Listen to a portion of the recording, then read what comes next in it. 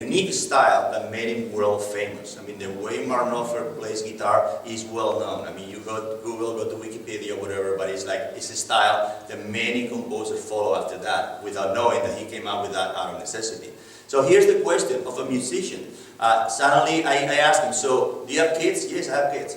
Do your kids write some letters to Father Christmas too? And he said yes, and that's the thing. Now that I have everything in terms of money, should I give my kids everything they want because I didn't have them and I can afford to give it to them? Or I am the person who I am because of the challenge I have to go through, and I should tell my kids, well, you better work hard. So isn't that a parenting question? So a musician can tell you some stories about parenting, and a father can tell you some stories about music. So we're all mixed, and sometimes we lose that diversity because we're looking only in one direction, and I think we're much more than that. So that's why many times, and we're here in Texas, I've been traveling on the south, in the valley, very close to the border, and thinking that, you know, what makes a story happy is the diversity. What makes a story more interesting, what makes life much more interesting is meeting people who are different, who bring something different to the table, who get you excited because they're telling you something that you don't know about it. That's what makes me think that anytime I hear anybody that wants to put a lock at the border, I think that will kill the very essence of this country, which is the pursuit of happiness. And the pursuit of happiness is done with a lot of variety. So, back to the squirrels, to finish that story. After living in the valley, in the Hudson Valley for a while, and seeing, you know, what the beauty of the Hudson Valley was about, and all those big trees, mostly the nut trees, were amazing. Take 150 years to be as big as they are, and the shade, and everybody goes to see the maple and the nut trees, the walnuts on the fall, how beautiful they become, red and purple and pink, and name it. I thought, you know, whoever invented the squirrels, Lord, Lady, Energy, I don't know, whoever is there and invented the squirrels was very thoughtful. Because the walnut trees happen to have a seed that is the size of a coconut almost. So who wants to, you know, dig a hole and plant that thing? So you need some creature, some stupid creature like a squirrel, who will dig a hole, plant the seed, hoping that's going to be dinner for the summer, but the squirrel is going to plant maybe 10, but it's going to miss maybe 5. So out of those 5 will be 5 great walnut trees, and that's what makes beautiful the Hudson Valley. So after that, I didn't chase the squirrels anymore. I was keep planting and let them do their job because I thought it was a good job for everybody. So that's the story of the book. And now, the book is a compendium of stories of people I met there. And I have today I have the pleasure to be in San Antonio where one of the characters of the book lives. I was in Rhinebeck, New York, and I was working. I had a room in the office of my brother-in-law, Huck, writing my script, my candidate script. And one day Hucky wasn't there, and somebody was knocking at the door and asking for Huck. So I said, Huck is in the office next door. So he went next door. Hucky wasn't there. He came and said, no, Hucky's not here. He was bringing a box. And I said, well, anyways, I'm his brother-in-law. Who are you? And I understood he came from Sony. So I thought, oh, he's delivering a TV set. Sony, yeah. So he's delivering a TV set. You can leave it here. Thank you very much. I said, no Sony. So he said it's not with a no, it's with an U. So I said, oh, SUNY must be the university, right? The State University of New York. But he wasn't from the University of New York. He said, no, Sunny, I'm from Texas. Okay, so oh, Sunny, like sun off, you know, the little sun. Okay, Sunny. He said, no, Sunny, there's no sun related. It's with you and double N and Y, Sunny. And I'm a friend of Huck's and your brother-in-law. And I'm here because I'm bringing buffalo. He said, you're bringing what? I said, yeah, I'm bringing buffalo meat. Buffalo meat? I thought the buffalo was, you know, gone a long time ago, and I don't think anybody wants to eat the meat. So he said, well, you're going to give it a try, come tonight, and we're going to cook some. And that was the beginning of friendship, and he invited me to visit his ranch in Carrizo Springs, south of here, and see through the years what happened when you remove cattle and reintroduce the bison, who's the animal who's been here for, you know, thousands of years and belongs to the landscape, and it's amazing. So instead of talking so much, I want to invite my friend Hugh Sanny Fitzsimmons here and I want him to share with you a little bit of the experience he's doing there, because I think it's very interesting to see what happened in the West when you bring into the picture two of the members that were removed 200 years ago. One is the buffalo, the animal, one is the Native American, the Indian, who knew what was doing with that. So here's Hugh Fitzsimmons, and we'll sit here and we'll use this microphone, hopefully you can hear what we say. You can clap him.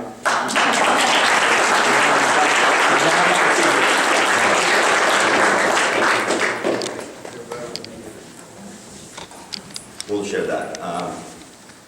Okay, so the first question is, okay, let's make this story short. But one day, you know, your family had a ranch with cattle, and one day you inherit a ranch or a piece of the ranch. You look at the cattle. They said they had sad faces. Out of here, let's bring the buffalo. Why did you do that, and what happened? I think the reason I did it was I wanted an animal that was more in keeping with the landscape of South Texas.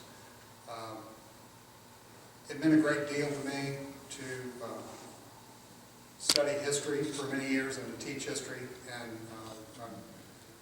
one of the things that grabbed me more than anything was Native American studies, Mexican history, and I began to realize that this was actually the natural home of the bison.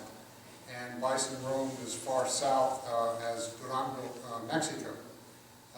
So there was this natural affinity for it. I wanted to raise an animal that we would raise with respect and do it in a way that was in keeping with the Native American approach, respect for the animal, and so that's why I chose the bison. And it's done a great deal for me in terms of education and learning, but really it's the association of the people that have understood why I do what I do, and Guillermo was one of those people. Another one is here with us this evening, Ted Herrera. Ted, part of his heritage is Carbotecan, and the Carbotecan people were the ones who were on my land many hundreds of years ago, and when I was a kid, looking at projectile points, arrowheads, atlatl points, and imagining all these different things, well, a lot of them were used for the bison. So it's something that was out of the ordinary for sure for a cattle ranch in South Texas to convert to bison. And I pretty much had to do everything but stand on my head to sell it in San Antonio, but eventually things changed, and people began to understand the importance of locally produced, raised with respect, grass-fed, animal welfare approved, and it's been a beautiful thing. But it's really been the people that I've been fortunate enough to be around, and many thanks to my wife, who didn't say a word when I mentioned at the kitchen table one morning that I just brought home 250 buffalo. And so that was nice that she's been so gracious all these years. So we produce not only the bison, but the other thing we do is honey, Guajillo honey. And we do it because it's such a gentle process on the land. It's not intrusive. We bring the hives on. The bees do their work in late March, early April when the Guajillo blooms, and then we're lucky enough to extract the honey. So that's my approach to the land and to ranching. But again, it's really been the association with the people who have gravitated towards what I do, but really towards me. And I think the reason that Guillermo and I have been friends for a long time is that I just saw his openness and his ability to transcend absolutely everyone in the room as far as cultures go. And as as somebody who studied history most of his life, to be in association with somebody whose culture in South Texas was such that I only had one view of España in South Texas, and it wasn't a great one. And then I got to meet him, I thought, wow, this is hope for the world. Because we live in a part of the world, we're only 8 miles east of the Rio Grande, and we have a lot of visitors crossing the ranch. But it's something that you have to assess on a person-by-person basis. You cannot generalize. You've got to be able to understand people for who they are and meet them where they are and treat them as human beings. And there's been so much that's happened recently to throw up the walls and to push people away that I just am thrilled with the work that Guillermo's doing with bilingual education and cross-culturally, because that is the hope for Texas, is if we can start to treat people as human beings. And it's, I think it's easier to do when you have an animal like the bison, and it speaks to people, and people understand it. It's too long. It's too long. No, we're gonna go back to the bison because when people for the first time will listen to you speaking about bison with such a passion, there's one thing that they may think is, okay, this is a nice theory. Bison belongs here. How beautiful! Oh, we're all good. We have the bison, la la la. But economically, it doesn't work. That's not the answer. I want you to explain how a bison is so different from a cow. A bison is not a cow with long hair. It's a different story. Right. And what happened nature-wise in your ranch when you compare to your neighbors when you introduced the bison? Because I remember going visiting your ranch, and I was looking at other ranch, and it was muck and polluted puddles of water where the cows were dropping their things. And then get into your ranch and grass up to here, and all sorts of animals living there. It's like you didn't bring back the buffalo, you bring back nature and paradise in Texas. And I want you to tell what happened and why a buffalo can do that and not a cow. Well, it's essentially because they're so social. They're social animals that live in social units. And I don't wean the calves, and I allow them to raise their calves and wean them naturally. But it's because they have this affinity for each other. And they're always looking out for each other. They graze very quickly. They'll move over a landscape. They can move from one end of the ranch to the other in one day. So they never really stay in one spot and eat it down. But I think it's their ability to understand the different roles of age, of sex, of how the bulls perform certain roles, and then they're gone, and it's the cow that leads the herd.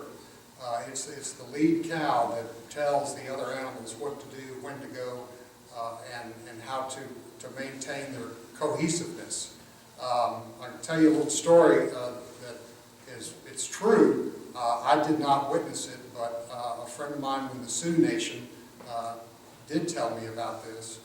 And there was a calf that was born who was crippled.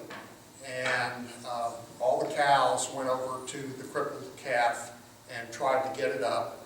And they were nosing the calf to get it up, and they couldn't do it. And then the bulls went over and tried to get the calf up and started nudging it and pushing it and getting under it. No luck, it didn't happen. Then the bulls went away. They pulled together in a little pod and stood there for a few minutes. And then the biggest bull of the bunch went over to that calf and stomped it to death. So when things like that happen, it makes you realize just how big and powerful and interconnected we are with animals, and how nature takes care of its own. So that's the kind of thing that happens from time to time that humbles you. And it's a privilege to be around the animals. But they really have a way of grabbing you and working with you. I want to take the opportunity that Ted Herrera is here to invite him here too. I want his approach to what happened there. And bring, Ted, you have to bring here. I'm going to bring a chair for Ted. Oh, okay. Go over. Applause for Ed.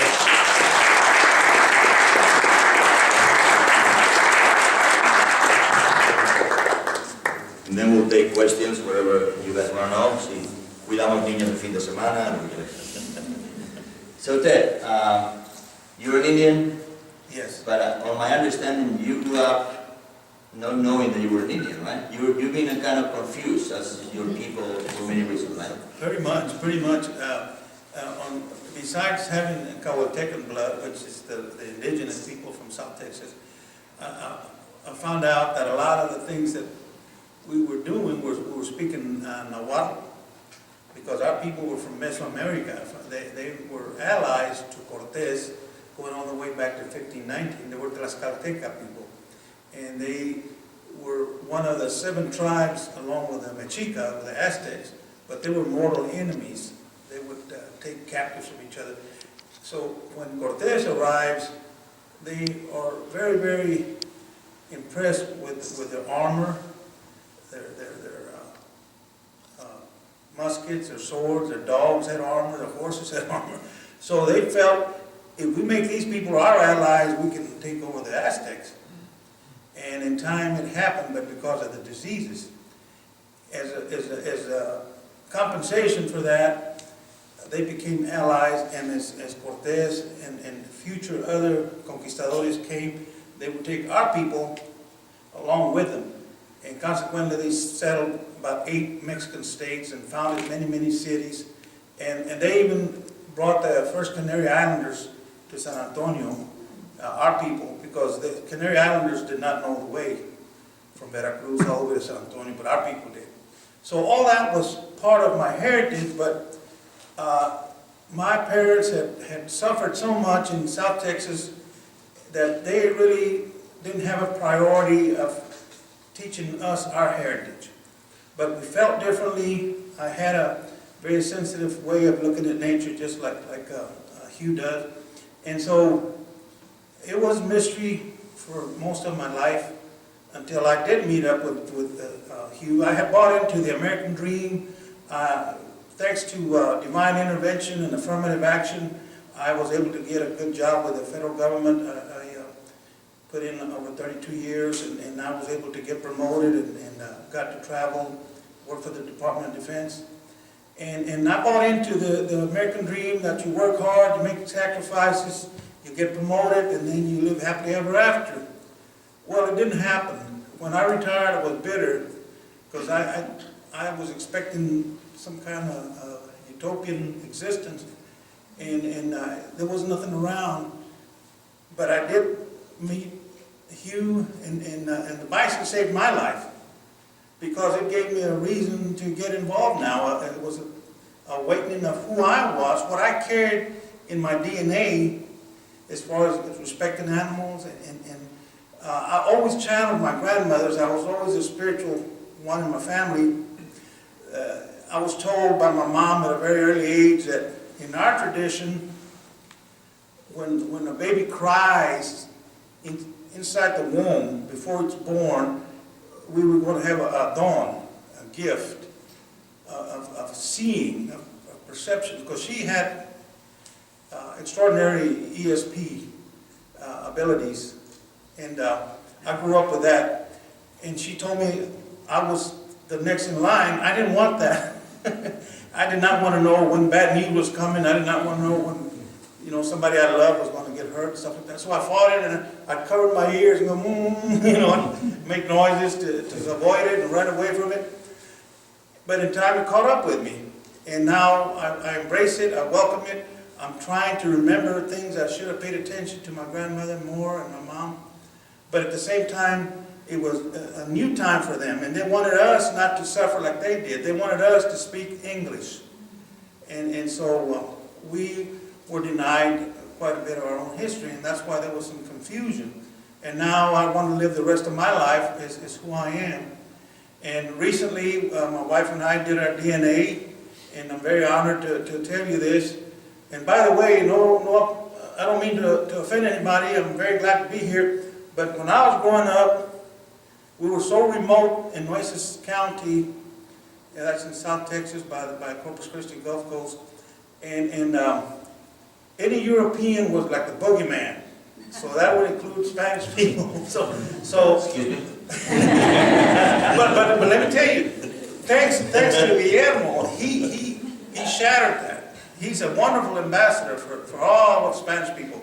I don't know if all of you are as great as he is, but he's a good standard, and I mean that with every ounce of my heart. But he, as a matter of fact, I think I told you that when we went off to Carrizo to buy a few things, and so after I've done my DNA, I'm 49% Native American and 17% Iberian Peninsula, and I even have like 8% North Africa, so probably Moorish, and then a trace of a Jew, a little bit Italian, Greek. We're gonna call you Benetton, man. Yeah, little Irish. But anyway, it's so interesting to hear Guillermo open these doors up. And then my wife, she looks very indigenous, but she's a descendant of Juan Seguin, who's one of our Tejano heroes, who was also Spanish and French, I believe, and a Canary Islander. And so, French and Spanish. French and Spanish. So the words that Guillermo was telling us just resonate so much with us because he's exactly right on money about how we should view each other and respect each other and love each other. I don't know if you went that far, but I want to put that in there. But that's how I was saved by the bison. All these good things came out as soon as I got involved. I remembered some of the prayers that my mother did, my grandmother did. I remembered some of the things we used to use for purification, like some of you may know was tafiate, and we used that for many remedios. And so we brought a lot of those things back. And so I'm very grateful to Hugh for the opportunity to express my gratitude to nature, because growing up on the land, the Cahutecan part of it, if you ever study Albert Núñez Cabeza de Vaca, a great Spaniard explorer, conquistador who crashed in present-day Galveston. He lived among the Cahutecan people here for about 8 years. He was looking for Rio Panucu, and he made some alliances, and he would always write in his diary on that 8-year journey to meet up with the other Spanish people there in Rio Panucu. He'd say, "These people viven en Dios," because that was the closest thing to the Bible. These people were like half naked. They lived off the trees. They lived off seasonal food. They could bear harsh winters, terrible summers, but yet they survived, and he had great respect. I wish there was more known about Cabeza de Vaca, and he tried to save the indigenous people, and he performed surgeries. He did so many things that are well documented, and Frank de la Teja, a good historian and author, he's over here in San Marcos. He's written some very good accounts about Cabeza de Vaca. And anyway, our people here had bison. And back then, before the small ice age happened, he wrote about how there was oceans of grass, and a lot of carrizo. We didn't have a lot of mesquite and a lot of cactus that we have today. That came after the Civil War, when the longhorns started to drop seeds and cactus started popping up everywhere.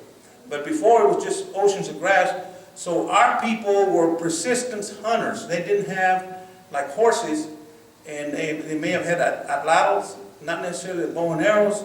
So they could see a bison or a deer, and they could see him for miles. And what they would do is they'd just stay on him and make him run and make him run and make him run until finally his heart gave out, because